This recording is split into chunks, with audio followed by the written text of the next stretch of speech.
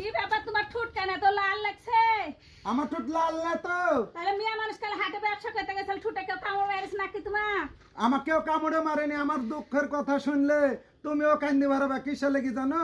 আরে খরিদ্দার এসেছে অনেক দোকানে, তখন খরিদ্দার আসার আগে আমি একটা এরকম এই আলি বিড়ি জ্বালাচ্ছি।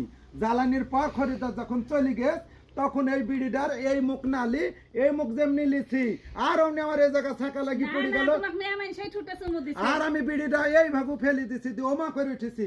দিয়ে আমার পাশে জয়ন্ত আছে, জয়ন্ত বলছে চাচা তোমার কি হলো? তো আমি বলছি, আমাকে শিগগির একটু পানি দেয়, আমার ঠোঁট পড়ে গেল।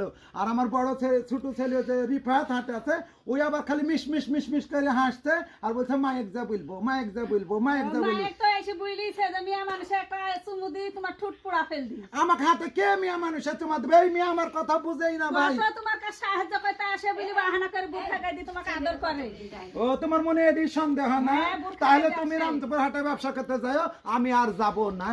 আমরা গেলে তো আরোই হবে।